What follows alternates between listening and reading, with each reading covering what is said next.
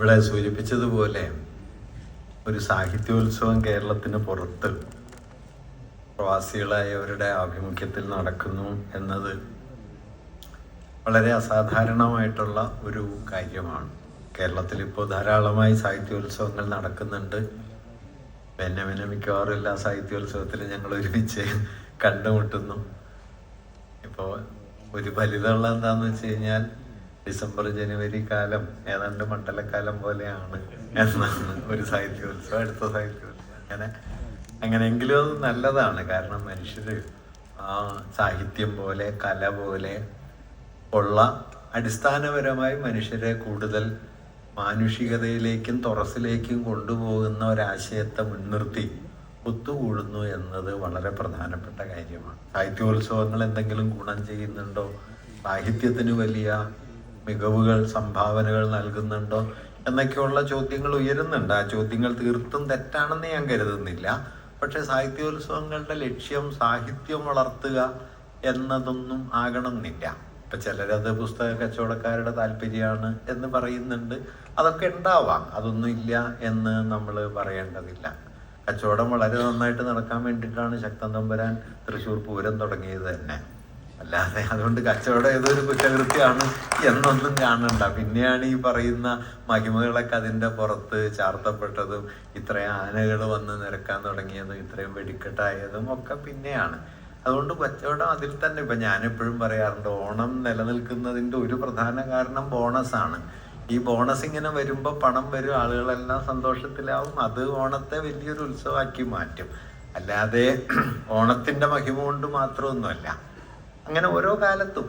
അതുകൊണ്ട് അതൊരു സാഹിത്യോത്സവം എന്ന് പറയുന്നത് ഒരുപക്ഷെ നമ്മുടെ നാട്ടിൽ ഇപ്പോൾ മറ്റു നാനാതരത്തിൽ വിഭജിതമായിക്കൊണ്ടിരിക്കുന്ന നമ്മുടെ സാമൂഹ്യ ജീവിതത്തെ ആ വിഭജനങ്ങൾക്കെല്ലാം അപ്പുറമുള്ള ചില അടിസ്ഥാന ലക്ഷ്യങ്ങളെ മുൻനിർത്തി മനുഷ്യരെ കൂടുതൽ ഹ്യൂമനൈസ് ചെയ്യാൻ പറ്റുന്ന, മാനുഷികതയിലേക്ക് കൊണ്ടുപോകാൻ കഴിയുന്ന ആശയങ്ങളെയോ അനുഭവത്തെയോ മുൻനിർത്തി ഇത്രയും പേർ ഒത്തുകൂടുന്നു എന്നത് വലിയൊരു കാര്യമായിട്ടാണ് ഞാൻ കാണുന്നത്. ഒരുപക്ഷെ കേരളത്തിലല്ലാതെ അല്ലെങ്കിൽ കേരളീയമായ ഒരു അനുഭവ പരിസരത്തിലല്ലാതെ ഓരോ ഗ്രാമാന്തരങ്ങളിലും സാഹിത്യോത്സവം നടത്താം എന്ന് ആലോചിക്കുകയോ പഞ്ചായത്തുകളും മുനിസിപ്പാലിറ്റികളും വരെ അത് ഏറ്റെടുത്ത് നടത്തുകയോ ചെയ്യുന്ന ഒരു സ്ഥിതി ഇല്ല, ഉണ്ടാവാനും സാധ്യതയില്ല. സാധാരണ നിലയിൽ ഇപ്പോൾ ജയ്പൂർ ഫെസ്റ്റിവലോ അല്ലെങ്കിൽ ഇന്ത്യക്ക് പുറത്ത് നടക്കുന്ന ഫെസ്റ്റിവലുകളോ ഒക്കെ പൊതുവെ പറഞ്ഞു കഴിഞ്ഞാൽ ഒരു ഉന്നതം എന്ന് ഞാൻ പറയുന്ന എലീറ്റ് എന്നുള്ള അർത്ഥത്തിലാണ്. കുറേ കുലീനം എന്ന് വിളിക്കാവുന്ന വലിയ സമ്പത്തിൻ്റെയും വലിയ പണക്കൊഴുപ്പിൻ്റെയും ഒക്കെ ഒരു പ്രഭയിലാണ് അത് നടക്കുന്നത്. കേരളത്തിലാകട്ടെ ഇതൊരു നാട്ടുജീവിത അനുഭവം എന്ന നിലയിലേക്ക് രൂപാന്തരപ്പെട്ടിട്ടുണ്ട്. അതും നമ്മെ സംബന്ധിച്ച് അഭിമാനിക്കാവുന്ന, അതിൻ്റെ പരിമിതികളൊക്കെ നിലനിൽക്കെ തന്നെ അഭിമാനിക്കാവുന്ന ഒരു കാര്യമാണ്. ഇപ്പോൾ സാഹിത്യ രചനയ്ക്കായി പരിശീലന ക്യാമ്പുകൾ ഒക്കെ ധാരാളം നമ്മൾ നടത്താറുണ്ട്. ലിറ്റററി ക്യാമ്പുകളൊക്കെ നടത്താറുണ്ട്. സാഹിത്യ ക്യാമ്പുകൾ കൊണ്ട് ആരെങ്കിലും സാഹിത്യത്തിലെത്തിയെന്ന് ഞാൻ കരുതുന്നില്ല. അങ്ങനെ സാഹിത്യ ക്യാമ്പിൽ പോയി കവിത എഴുതാൻ ശ്രമിച്ച് പരാജയപ്പെട്ട ഒരാളെന്നുള്ളത് എനിക്ക് നന്നായിട്ട് അറിയുകയും ചെയ്യാം. ഞാൻ പല ക്യാമ്പുകളിലും പങ്കെടുത്തതാണ്. പക്ഷേ ക്യാമ്പിനൊരു ഗുണമുണ്ട്. സാഹിത്യത്തെക്കുറിച്ചും അതിൻ്റെ സവിശേഷതകളെക്കുറിച്ചും മനസ്സിലാക്കാനും വലിയ എഴുത്തുകാരെ കാണാനും അവരുമായുള്ള മുഖാമുഖങ്ങളിൽ ഏർപ്പെടാനും ഒക്കെ ഒരു അവസരം കൊടുക്കുന്നു എന്നുള്ളത് ആ നിലയ്ക്ക് അതിൻ്റെ ഒരു പ്രാധാന്യമാണ്. അതുപോലെ സാഹിത്യോത്സവങ്ങൾ സാഹിത്യത്തിന് ചിന്താപരമായ വളർച്ചയ്ക്ക് വലിയ സംഭാവനകളൊന്നും നൽകിയില്ലെങ്കിലും സാഹിത്യം മനുഷ്യരെ ഒത്തുകൂട്ടുന്ന, ചേർത്ത് നിർത്തുന്ന ഒരു ഭൗതിക ശക്തിയായി പ്രവർത്തിക്കുന്നു എന്നുള്ളത് വളരെ പ്രധാനപ്പെട്ട ഒരു കാര്യമാണ്. ഒരു സമൂഹത്തെ സംബന്ധിച്ച് സാഹിത്യം പ്രധാനപ്പെട്ട ഒരു കാര്യമാണ്. സാഹിത്യം നഷ്ടപ്പെട്ടുകൂടാത്തൊരു കാര്യമാണ്. സാഹിത്യം എന്നുള്ള നിലയ്ക്കല്ല ഞാൻ പറയണത്, കല എന്ന നിലയ്ക്ക്. അതെന്തുകൊണ്ടാണെന്ന് വെച്ച് കഴിഞ്ഞാൽ അത് നമുക്ക് ആനന്ദം തരുന്നു, നമ്മെ ആഹ്ലാദിപ്പിക്കുന്നു എന്നുള്ള കാര്യത്തിൽ മാത്രമല്ല. അതതിലുണ്ട്, നിശ്ചയമായിട്ടും ഉണ്ട്. അതില്ലെങ്കിൽ അതൊരു കലാവസ്തു ആവുകയുമില്ല. പക്ഷെ കലയ്ക്ക് അതിലും വലിയ ധർമ്മമുണ്ട്. ഞാൻ അതിനെക്കുറിച്ച് 1-2 കാര്യങ്ങൾ പറഞ്ഞ് എൻ്റെ ഈ സംഭാഷണം അവസാനിപ്പിക്കാം. എന്താണ് കല ചെയ്യുന്നൊരു കാര്യം? മാർസ് കലയെക്കുറിച്ച് പറഞ്ഞ മനോഹരമായ ഒരു വാക്യം, വളരെ മൗലികമായ ഒരു ഉള്ളടക്കമുള്ള ഒരു വാക്യമുണ്ട്. അദ്ദേഹം പറയുന്നത്, art is at the same time A secret confession and the immortal movement of its time എന്ന് പറയും. കല ഒരേ സമയം രഹസ്യമയമായ ഒരു കുംഭസാരവും ആ കാലത്തിൻ്റെ അനശ്വര ഗതിയുടെ ആവിഷ്കാരവുമാണ് എന്നാണ്. ഒരർത്ഥത്തിൽ പരസ്പര വിരുദ്ധം എന്ന് തോന്നാവുന്ന രണ്ടാശയങ്ങളെ മാർക്സ് കലയെ മുൻനിർത്തി കൂട്ടിച്ചേർക്കുകയാണ്. രഹസ്യമയമായ ഒരു കുംഭസാരം, എ സീക്രട്ട് കൺഫെഷൻ, നിങ്ങളോട് മാത്രമായി, നിങ്ങളുടെ ചെവിക്കരികെ ഇരുന്ന് നിങ്ങളോടെന്നതുപോലെ മാത്രമായി കല സംസാരിക്കുന്നു. അങ്ങനെ ആകുക കലയുടെ ഒരു അടിസ്ഥാന സ്വഭാവമാണ്. ഓരോ വ്യക്തിയോടും ആ വ്യക്തിയുടെ അനന്യമായ, അയാളുടേത് മാത്രമായ അനുഭവ മണ്ഡലത്തിൽ നിന്ന് സംസാരിക്കാൻ കലയ്ക്ക് കഴിയും. അതാണ് സീക്രട്ട് കൺഫെഷൻ. പക്ഷെ അങ്ങനെ അങ്ങേയറ്റം വ്യക്തിപരവും അങ്ങേയറ്റം സ്വകാര്യവും അങ്ങേയറ്റം അനന്യവുമായിരിക്കെ തന്നെ immortal movement of its time, അതിൻ്റെ കാലത്തിൻ്റെ, ആ കാലത്തിൻ്റെ അനശ്വര ഗതിയുടെ ആവിഷ്കാരവുമാണ് കല. ഒരു ഭാഗത്ത് അത് ആ കാലത്തിൻ്റെ മുഴുവൻ കേറ്റിറക്കങ്ങളെ, അതിൻ്റെ ഗതിഭേദങ്ങളെ, അതിൻ്റെ സംഘർഷങ്ങളെ, അതിൽ അലയലയായി വരുന്ന ജീവിതോർജങ്ങളെ ഒക്കെ കല ഉൾക്കൊള്ളുന്നുണ്ട്. അത് പക്ഷെ മറുഭാഗത്ത് അങ്ങേയറ്റം സ്വകാര്യമായി, അങ്ങേയറ്റം രഹസ്യമയമായി നമ്മോട് സംസാരിക്കുകയും ചെയ്യുന്നുണ്ട്. ഇങ്ങനെ രണ്ടറ്റങ്ങളിൽ ഒരു കുംഭസാരത്തിൻ്റെ രഹസ്യാത്മകതയോടെ ഒരു ഭാഗത്തും ഒരു കാലഗതിയുടെ മുഴുവൻ സങ്കീർണതകളെയും ഉൾക്കൊള്ളുന്ന പ്രവാഹബലത്തോടെ മറുഭാഗത്തും നിലക്കൊള്ളുന്ന ഒന്നാണ് കല എന്ന് മാർക്സ് പറയുന്നുണ്ട്. ഒരുപക്ഷെ കലയെക്കുറിച്ചുള്ള ഏറ്റവും ഡയലക്റ്റിക്കലായ ഒരാശയമാണ്. ഒരേ സമയം അത് അങ്ങേയറ്റം വൈയക്തികമാണ്, വൈകാരികമാണ്, സ്വകാര്യമാണ്. മറുഭാഗത്ത് അങ്ങേയറ്റം കാലബദ്ധമാണ്, സാമൂഹികമാണ്, ചരിത്രപരമാണ്. ഇതിനിടയിലുള്ളൊരു വിനിമയ സ്ഥാനത്ത് നമ്മെ കൊണ്ടുചെന്ന് നിർത്തുന്നു എന്നതാണ് കലയുടെ വലിയ സാധ്യത. അതായത് ഒരു കാലം രൂപപ്പെടുത്തിയ അനുഭവ ഘടന എന്നെല്ലാം പറയുന്നത് പൊതുവെ അമൂർത്തമായ ആശയമാണ്. ഈ അമൂർത്തമായ ആശയത്തിൽ നിന്ന് സവിശേഷമായ ഒരു അനുഭവത്തിലേക്ക് ഈ ആശയത്തെ എങ്ങനെ കൊണ്ടുവരും? ഒരു ചരിത്രഘട്ടം ഉണ്ടാക്കിയ വലിയ സംഘർഷം, ആ സംഘർഷം എങ്ങനെയാണ് നമുക്ക് മനസ്സിലാക്കാൻ പറ്റുക? ഒരു ചരിത്ര പുസ്തകം വായിച്ചാൽ നമുക്കതിനെ അമൂർത്തമായിട്ട് മനസ്സിലാക്കാം, ആശയം എന്ന നിലയ്ക്ക് മനസ്സിലാക്കാം. പക്ഷേ ആ ചരിത്രഘട്ടത്തിൽ മനുഷ്യരെങ്ങനെ അനുഭവിച്ചു എന്നത് മനസ്സിലാക്കാൻ വാസ്തവത്തിൽ കല മാത്രമേ നമ്മെ സഹായിക്കൂ. ഇതാണ് കലയുടെ ഒരു വലിയ ഗുണം. കലയെക്കുറിച്ച് പറയുമ്പോൾ പറയാറുണ്ട്, ഏത് ചരിത്രത്തെക്കാളും ആഴത്തിൽ ചരിത്രപരമാണ് കല എന്ന് പറയും, സാഹിത്യം എന്ന് പറയും. അത് സാഹിത്യം ചരിത്ര പുസ്തകങ്ങളിൽ എഴുതി വച്ച ആശയങ്ങൾ അതേപടി പകർത്തി കാണിക്കുന്നു എന്ന നിലയ്ക്കല്ല. ചരിത്ര പുസ്തകത്തിലേ ഇല്ലാത്ത, തെളിയാത്ത യാഥാർത്ഥ്യത്തെ അത് മുൻകൂറായി കണ്ടു തുടങ്ങും എന്നതാണ്. ഇപ്പൊ മലയാളത്തിൽ പെറുക്കികൾ എന്ന് പറയുന്ന, നമ്മൾ ലുംബൻ എന്നൊക്കെ പറയുമല്ലോ, പ്രത്യേകിച്ചൊരു നിർവഹണ ശേഷിയൊന്നുമില്ലാത്ത, കാലത്തിൻ്റെ പരിണാമഗതിയിൽ ചതഞ്ഞരഞ്ഞു പോകും എന്ന് പൊതുവെ ഒരു ഘട്ടത്തിൽ പ്രതീക്ഷിക്കപ്പെട്ട പെറുക്കികൾ, പോക്കറ്റടിക്കാര്, ഭിക്ഷക്കാര്, പിമ്പുകൾ, അലഞ്ഞു തിരിയുന്നവര്, മനോവിഭ്രമമുള്ളവര്, ഇവരെയെല്ലാം ഹിറ്റ്ലർ കൊന്നൊടുക്കുകയാണ് ചെയ്തത്. പൊതുവിൽ ഇവരെക്കുറിച്ച് കരുതിയിരുന്നത് ഇവർക്കൊരു സാമൂഹികമായ പ്രസക്തിയൊന്നുമില്ല, അരികിലിങ്ങനെ ജീവിച്ച് കഴിഞ്ഞു പോകും എന്നാണ്.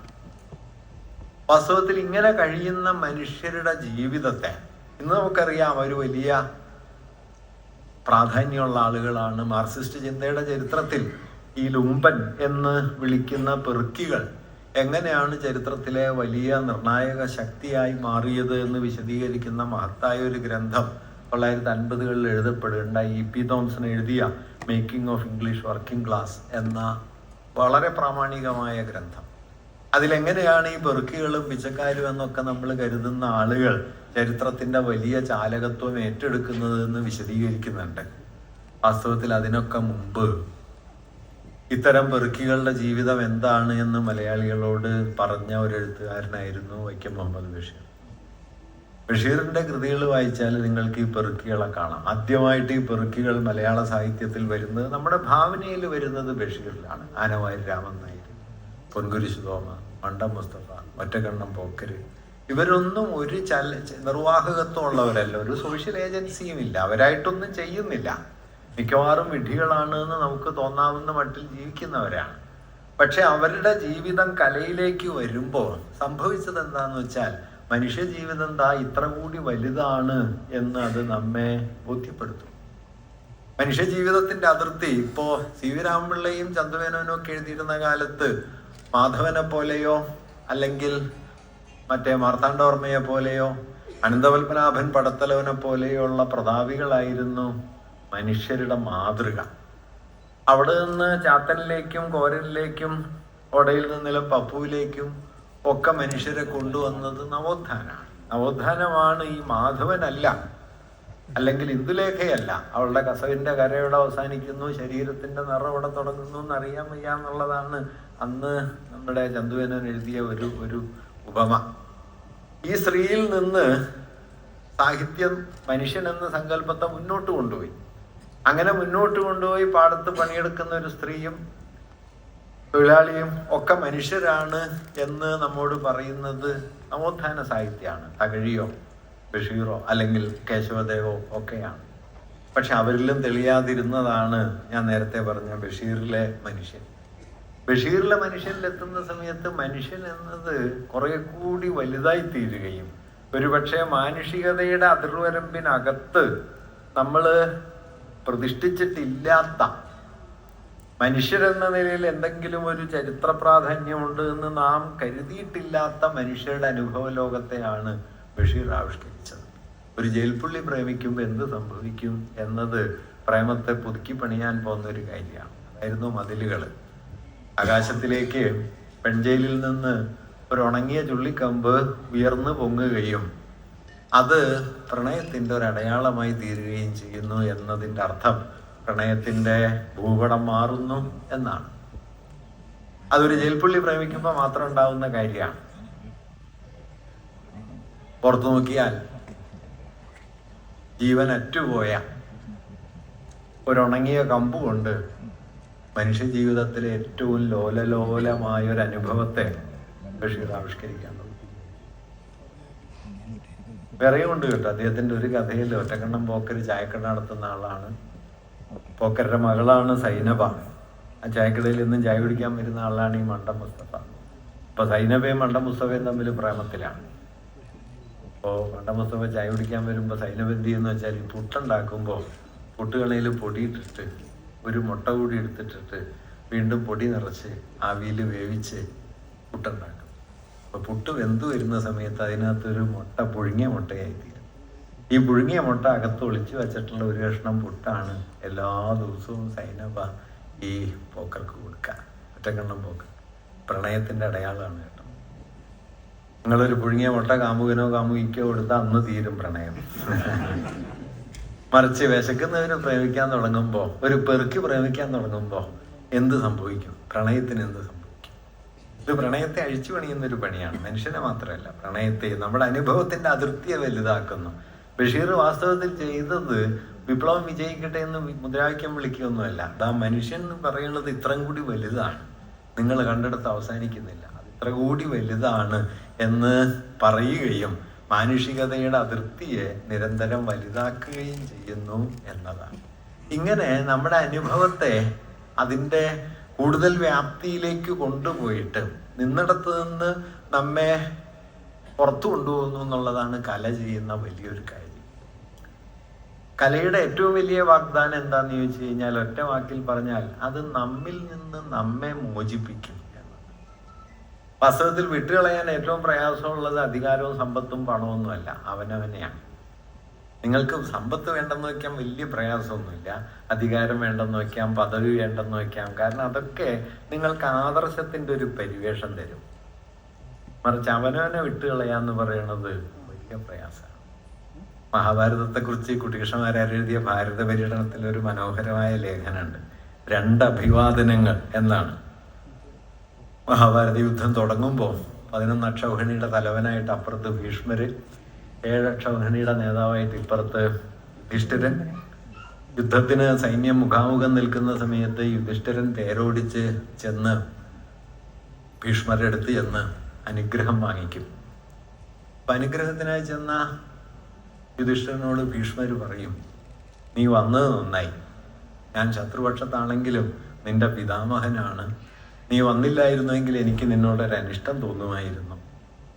അതുകൊണ്ട് നിനക്ക് എൻ്റെ എല്ലാ അഭിവാദനങ്ങളും എന്ന് പറഞ്ഞ് ഒരു ആശീർവാദം കൊടുത്തു വിടും.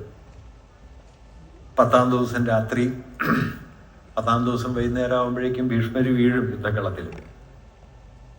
അന്ന് രാത്രി ശരശയ്യയിൽ കിടക്കുന്ന ഭീഷ്മരെ കാണാൻ ഒറ്റയ്ക്ക് കർണൻ ചെല്ലും. അർദ്ധരാത്രി പിന്നിട്ട് കർണൻ ഒറ്റയ്ക്ക് തേരോടിച്ച് ഭീഷ്മരുടെ അടുത്തെത്തും. ഭീഷ്മരുടെ അടുത്ത് കർണൻ ചെല്ലുമ്പോൾ ഭീഷ്മർ കർണനോട് ഇത് തന്നെ പറയും, നീ വന്നത് നന്നായി. ഞാൻ എന്നും നിന്നെ പഴിച്ചിട്ടേ ഉള്ളൂ, എന്നും നിന്നെ അപമാനിച്ചിട്ടേ ഉള്ളൂ. ലോകത്തിൻ്റെ മുമ്പിൽ നിന്നെ ഒരു പരിഹാസ്യനാക്കാൻ മാത്രമേ ഞാൻ ശ്രമിച്ചിട്ടുള്ളൂ. പക്ഷെ നിന്നോട് എനിക്ക് മതിപ്പുണ്ടായിരുന്നു, നിന്നോട് സ്നേഹം ഉണ്ടായിരുന്നു. അത് പ്രകടിപ്പിക്കാൻ പല കാരണങ്ങൾ കൊണ്ട് എനിക്ക് കഴിഞ്ഞില്ല എന്നേ ഉള്ളൂ. നീ വന്നത് നന്നായി, നിനക്ക് എൻ്റെ എല്ലാ ആശീർവാദങ്ങളും. മാരാർ എന്നിട്ട് ചോദിക്കുന്ന ചോദ്യം, ഇതിലേത് അഭിവാദനമാണ് മികച്ചത്, മഹത്വമുള്ളത്? മാരാര് പറയുന്ന ഗംഭീരായൊരു ഉത്തരം, 18 അക്ഷൗഹിണി നിരന്നു നിൽക്കെ ലോകത്തിൻ്റെ മുഴുവൻ കാഴ്ചയ്ക്ക് മുന്നിൽ തൻ്റെ പിതാമഹനെ വണങ്ങാനായി താൻ ചെല്ലുമ്പോൾ ലോകം ആ പ്രവൃത്തിയെ അഭിനന്ദിക്കും എന്ന് യുധിഷ്ഠിരൻ അറിയാം. ഭീഷ്മർക്ക് തന്നോട് സ്നേഹമുണ്ടെന്നും ഭീഷ്മരുടെ ആശീർവാദം തനിക്ക് കിട്ടുമെന്നും യുധിഷ്ഠിരൻ അറിയാം. അതൊരു തട്ടിപ്പാണെന്നൊന്നുമല്ല, പക്ഷെ അറിയാം. ഈ അറിവോടെയാണ് ഭീഷ്മരുടെ അടുത്തേക്ക് യുധിഷ്ഠിരൻ ചെല്ലുന്നത്. എന്നാൽ കർണനാകട്ടെ ജീവിതകാലത്ത് ഒരിക്കൽ പോലും ഭീഷ്മരാൽ അഭിനന്ദിക്കപ്പെട്ടിട്ടില്ല. കർണൻ ഭീഷ്മരെ കാണാൻ ചെല്ലുന്നത് ലോകത്താരും അറിയുന്നുമില്ല, അയാൾ ഒരാൾ മാത്രം, പിന്നെ ഭീഷ്മരും. അങ്ങനെ ലോകത്തിൻ്റെ അഭിനന്ദനം കിട്ടുമെന്ന് യാതൊന്നും പ്രതീക്ഷിക്കാതെ ഒരുപക്ഷെ ഭീഷ്മരിൽ നിന്ന് ഇക്കാലം വരെ നേരിട്ട അപമാനം ഒരിക്കൽ കൂടി സഹിക്കേണ്ടി വരും എന്ന സ്ഥിതിവിശേഷവും നിലനിൽക്കെ അത് രണ്ടും മാറ്റിവെച്ച് തൻ്റെ ധർമ്മബോധത്തിൻ്റെ മാത്രം ബലത്തിൽ കർണൻ ഭീഷ്മരെ കാണാൻ ചെല്ലും. അതുകൊണ്ട് കർണൻ്റെ അഭിവാദനമാണ് മഹിമയുള്ളത്, യുധിഷ്ഠിരൻ്റെതല്ല എന്ന് അദ്ദേഹം പറയുന്നുണ്ട്. അവിടെ മാരാര് പറയുന്നത് കർണൻ്റെ അഭിവാദനത്തിൻ്റെ പ്രത്യേകത, കർണൻ തന്നെ ഉപേക്ഷിച്ചിട്ടാണ് ഭീഷ്മരുടെ അടുത്ത് ചെല്ലുന്നത്. തന്നെ ഉപേക്ഷിച്ചിട്ടാണ്. ഒരു വ്യക്തിക്ക് ഉപേക്ഷിക്കാൻ ഏറ്റവും പ്രയാസമുള്ളത് സമ്പത്തൊന്നുമല്ല. സമ്പത്തും പദവി അധികാരമൊക്കെ ഉപേക്ഷിക്കാൻ പറ്റും. അവരവരെ ഞാനായിരിക്കും തന്നെ ഉപേക്ഷിക്കാൻ വലിയ പ്രയാസമാണ്. നാരായണഗുരു വിഗ്രഹപ്രതിഷ്ഠയൊക്കെ നടത്തി നാനാതരം പണികളിൽ ഏർപ്പെട്ടിങ്ങനെ നടക്കുമ്പോൾ ചട്ടമ്പി സ്വാമി ഒരിക്കൽ നാരായണഗുരുവിനെ കണ്ടപ്പോൾ ചോദിച്ചു, ഇപ്പൊ പ്രവൃത്തിയാരാണല്ലേ? പ്രവൃത്തിയാരെന്ന് പറഞ്ഞു പല പണികളിൽ ഏർപ്പെടുന്ന ആള്. സന്യാസി അതല്ലല്ലോ ചെയ്യേണ്ടത്. സന്യാസി ഇങ്ങനെ ആത്മീയ അന്വേഷണത്തിൽ മുഴുകി ജീവിക്കണം, അല്ലാതെ സന്യാസിക്ക് നാട്ടുകാര്യങ്ങളിൽ ഏർപ്പെടാനുള്ള ഒരു സ്ഥിതിയില്ല. സന്യാസിയെക്കുറിച്ച് ഇന്ത്യ ഉണ്ടാക്കിയ ഒരു വാക്ക് തന്നെ വിചിത്രമാണ്, വൈരാഗി എന്നാണ്. വൈരാഗി. എനിക്ക് നിങ്ങളോട് വൈരാഗ്യം ഉണ്ടെന്ന് പറഞ്ഞാൽ നല്ല കാര്യമല്ല, പക്ഷേ സന്യാസിക്ക് വൈരാഗ്യമുള്ളത് എന്തോ നല്ല കാര്യമാണ് എന്ന് നമ്മൾ പറയും. പണ്ട് വിജയമാഷ് പറയും, ഒന്നും ചെയ്യുന്നില്ല എന്നുള്ളതാണ് ഇന്ത്യയിലെ ഒരു മെച്ചപ്പെട്ട അടയാളം. ഒരാൾ വളരെ മഹാനാണ്. എന്താണ് കാരണം? 25 കൊല്ലമായിട്ട് മിണ്ടിയിട്ടില്ല. അങ്ങനെ മിണ്ടാത്ത സന്യാസിയിൽ നിന്ന് മുണ്ടുന്ന സന്യാസിയിലേക്ക് സന്യാസത്വം മാറ്റി എന്നുള്ളതാണ് നവോത്ഥാനം ചെയ്ത ഒരു കാര്യം എന്ന് മാഷ് പറയും. ഇപ്പൊ നാരായണഗുരു ഇങ്ങനെ അലഞ്ഞിരിച്ച് നടക്കുന്നു, നാനാതരം പണികൾ. നിങ്ങൾ ഓർത്തിട്ടുണ്ടോന്നറിയില്ല, കേരളത്തിലെ ആദ്യത്തെ വ്യവസായ പ്രദർശനത്തിന്റെ അധ്യക്ഷൻ നാരായണഗുരുവാണ്. ലോകത്തെവിടെയെങ്കിലും ഒരു ഇൻഡസ്ട്രിയൽ എക്സിബിഷന്റെ ചെയർമാനായിട്ട് സന്യാസി പ്രവർത്തിച്ചിട്ടുണ്ടാവാൻ വേറൊരു സാധ്യതയില്ല. നാരായണഗുരു അതൊക്കെ ചെയ്യുന്നുണ്ട്. അപ്പൊ അതെല്ലാം മനസ്സിൽ വെച്ചിട്ടാണ് ചോദിക്കുന്നത്, ഇപ്പൊ പ്രവൃത്തി ആരാണല്ലേ? അപ്പൊ ഗുരു പറഞ്ഞു, പ്രവൃത്തിയുണ്ട്, ആരില്ല. ആരൊരാൾ എന്ന് നമ്മൾ പറയുമ്പോൾ ഈ ഞാനുണ്ടല്ലോ, ഇത് വിട്ടുകളയാൻ വലിയ പ്രയാസമാണ്. അറിയണം, ഒരു വിഗ്രഹപ്രതിഷ്ഠ നടത്തുമ്പോൾ വാഗ്ബടാനന്ദൻ ഒരിക്കൽ വന്ന വഴക്കുണ്ടാക്കിയിട്ട് പറയും, ഇതെല്ലാം കല്ലല്ലേ? അപ്പോൾ ഗുരു പറയും, കല്ലിതാണ്.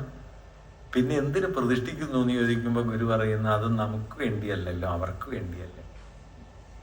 നോക്കൂ, അവർക്ക് വേണ്ടി ചെയ്യുന്നൊരു കാര്യം നിങ്ങളെ വിട്ട് കളഞ്ഞിട്ട് ചെയ്യാൻ പറ്റുന്നു എന്നുള്ളതാണ് പ്രവൃത്തിയുടെ പരമാവധി. നിങ്ങളായിരുന്നിട്ട് ചെയ്യലല്ല, നിങ്ങളെ വിട്ടുകളയാൻ ഏറ്റവും പ്രയാസമുള്ളത് അവരവരെയാണ്. നമുക്ക് നമ്മെ വിട്ടുകളയാനുള്ള ഒരേ ഒരു വഴിയുടെ പേരാണ് കല.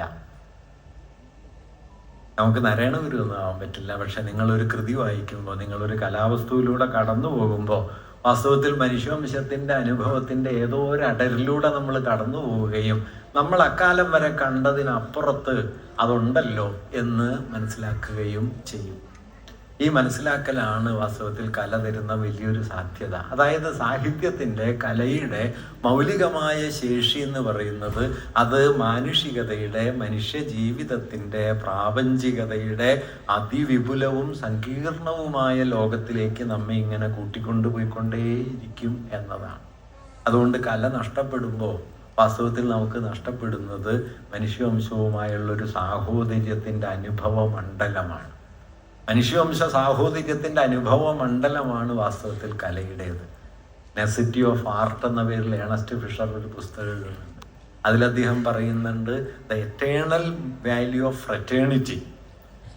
സാഹോദര്യം എന്ന സനാതനമായ ശാശ്വതമായ മൂല്യം നമുക്ക് അനുഭവവേദ്യമാകുന്നത്, സിദ്ധാന്തമായിട്ടല്ല, നമുക്ക് അനുഭവവേദ്യമാകുന്നത് കലയിലാണ്, കലയിൽ മാത്രമാണ്. ബാക്കിയുള്ളിടത്തൊക്കെ നിങ്ങൾക്ക് തത്വം എന്നുള്ള നിലയ്ക്ക് അത് പറയാം. But you can experience the fraternal value, fraternal feel. അതാണ് കല തരുന്ന വലിയ വാഗ്ദാനം. അതാണ് മാർക്സ് പറഞ്ഞത്, രഹസ്യമയമായ കുംഭസാരം, mortal moment of its time. ഒരു കാലത്തിൻ്റെ അനശ്വരഗതി, ഒപ്പം അതിനെ രഹസ്യാത്മകമായ ഒരു കുംഭസാരം പോലെ നമ്മിലേക്ക് മാത്രമായി എത്തിക്കുന്ന ഒരനുഭവതലം. ഈ അനുഭവതലമാണ് കലയുടെ വലിയൊരു പ്രാധാന്യം. മറ്റൊരു നിലയിൽ പറഞ്ഞാൽ അത് നമുക്കപ്പുറത്തേക്ക്, നാം അല്ലാത്തവരിലേക്ക് നിരന്തരം കൊണ്ടുപോകുന്നു. വാസ്തവത്തിൽ സാഹിത്യം അതിൽ തന്നെ ഒരു എത്തിക്കൽ എക്സ്പ്രഷനാണ്, ഒരു നൈതിക ആവിഷ്കാരമാണ്. കാരണം നീതി എന്ന് പറയുന്നതിൻ്റെ അടിസ്ഥാനപരമായ കാര്യം എന്താണെന്ന് വെച്ച് കഴിഞ്ഞാൽ കൺസേൺ ഫോർ ദ അതർ എന്നതാണ്. വളരെ ലളിതമാണ് എന്താണ് നീതി എന്നുള്ളത്. കൺസേൺ ഫോർ ദ അതർ, മറ്റുള്ളവരെ കുറിച്ച്, അപരത്തെക്കുറിച്ചുള്ള നിങ്ങളുടെ ഉത്കണ്ഠയും കരുതലും യാതനകളുമാണ് വാസ്തവത്തിൽ നീതി എന്നത്. ആ അപരത്തെക്കുറിച്ചുള്ള കരുതൽ, ആരുടെയോ ദുഃഖം നമ്മുടേതായിത്തീരുന്നു, ആരുടെയോ സങ്കടങ്ങൾ നമ്മുടേതായിത്തീരുന്നു, ആരുടെയോ ആഹ്ലാദങ്ങളിൽ നമ്മൾ ആഹ്ലാദിക്കാൻ തുടങ്ങുന്നു. അങ്ങനെ ലോകത്തെ ഏതോ ഒരു കോണിൽ ഒരാൾ ജീവിക്കുകയും അയാളുടെ അനുഭവം നമ്മൾ വായിക്കാൻ തുടങ്ങുകയും അത് നമ്മുടെ ആഹ്ലാദമോ വിഷാദമോ ഒക്കെ ആയി തീരുകയും നാം ലോകത്തോളം പതിയെ പതിയെ വലുതാവുകയും ചെയ്യുന്നു. ഇങ്ങനെ നമ്മിൽ നിന്ന് പുറത്തു കൊണ്ടുവന്ന് അപരാനുഭവങ്ങളുടെ ആകാശ വിസ്തൃതിയിലേക്ക് നമ്മെ ഇങ്ങനെ നിരന്തരം ക്ഷണിച്ചുകൊണ്ടേയിരിക്കുന്നു എന്നതാണ് കലയുടെ വാഗ്ദാനം. അതാണ് കലയുടെ എമാൻസിപ്പേറ്ററി പൊട്ടൻഷ്യൽ. അതാണ് കലയുടെ വിമോചന മൂല്യം. കല അല്ലാതെയും വിമോചനത്തെക്കുറിച്ച് സംസാരിക്കും, വിപ്ലവത്തെക്കുറിച്ച് സംസാരിക്കും, സമരങ്ങളെക്കുറിച്ച് സംസാരിക്കും, പ്രതിഷേധത്തെക്കുറിച്ച് സംസാരിക്കും. ഇതൊന്നും തെറ്റാണെന്ന് ഞാൻ പറയല്ല. പക്ഷെ ഇങ്ങനെയൊന്നും സംസാരിച്ചില്ലെങ്കിലും കല നമ്മെ മോചിപ്പിക്കും. കല നമ്മെ മോചിപ്പിക്കുന്നത് നമ്മുടെ ഇടുക്കങ്ങളിൽ നിന്ന്. ഇത്തിരി വട്ടം മാത്രം കാണുന്നവർ ഇത്തിരി വട്ടം ചിന്തിക്കുന്നോർ എന്ന് വൈലോപ്പിള്ളി വാമനത്വത്തെക്കുറിച്ച് പറയുന്നുണ്ട്. അങ്ങനെ നമ്മുടെ ജീവിതത്തിൻ്റെ ഇത്തിരി വട്ടത്തിൽ നിന്ന് മനുഷ്യാംശാനുഭവത്തിൻ്റെ അതിവിസ്തൃതിയിലേക്ക് നമ്മെ കൊണ്ടുപോകാൻ കലയ്ക്ക് കഴിയും. കലയിൽ നാം വകവയ്ക്കുന്ന പലതും ജീവിതത്തിൽ വകവെച്ച് കൊടുക്കില്ല കേട്ടോ. അന്നാ കരീനയിൽ അന്ന ഭർത്തൃമന്ത്രിയാണ്, നല്ല കുടുംബിനിയാണ്, ഭർത്താവും മക്കളും ഒക്കെയുള്ള അഭിജാതമായ ജീവിതമുള്ള ഒരു പ്രഭയാണ് അന്ന. എങ്കിലും ഒരു സായാഹ്ന സൽക്കാരത്തിൽ വെച്ച് വിടനായ ഒരുവനെ കാണുന്നു, റോൺസ്കി എന്ന് പറയുന്ന ഒരുവനെ കാണുന്നു. ആ ഒറ്റ കാഴ്ചയിൽ പ്രണയത്തിൽ ആണ്ടുപോകുന്നു. അതിനുശേഷം അയാളോടൊപ്പം പ്രണയത്തിൽ ആണ്ടുമുഴുകി ജീവിക്കുന്നു. അവസാനം ഒരു തീവണ്ടി പാളത്തില് കടപറിഞ്ഞു പോയ ഒരു മരം പോലെ, ഒരു മഹാവൃക്ഷം പോലെ തലതല്ലി മരിക്കുന്നു. ആ മരണം നമുക്ക് ഏറ്റെടുക്കാൻ കഴിയുന്നത് കലയായതുകൊണ്ടാണ്. ഒരുപക്ഷെ നമ്മുടെ ജീവിത പരിസരത്ത് അങ്ങനെ ഒരു സ്ത്രീ ഉണ്ടെങ്കിൽ അവരെ ഒരു വ്യഭിചാരിണിക്കപ്പുറം നാം വകവയ്ക്കില്ല. പക്ഷെ കലയിൽ അങ്ങനെയാണ്. കല, ആ നോവലിന്റെ ആദ്യ വാക്യം, അതിപ്രസിദ്ധമായ ആദ്യ വാക്യമാണ്. ഒറ്റ വാക്യം കൊണ്ട് ടോൾസ്റ്റോയ് ആ നോവൽ സംഗ്രഹിച്ചിട്ടുണ്ട്. All happy families are happy in the same way, each unhappy family is unhappy in its own way. എല്ലാ സന്തുഷ്ടമായ കുടുംബങ്ങളും സന്തുഷ്ടമായിരിക്കുന്നത് ഒരേ തരത്തിലാണ്. ഓരോ ദുഃഖിതമായ കുടുംബങ്ങളും ദുഃഖിതമായിരിക്കുന്നത് ഓരോ തരത്തിലാണ്.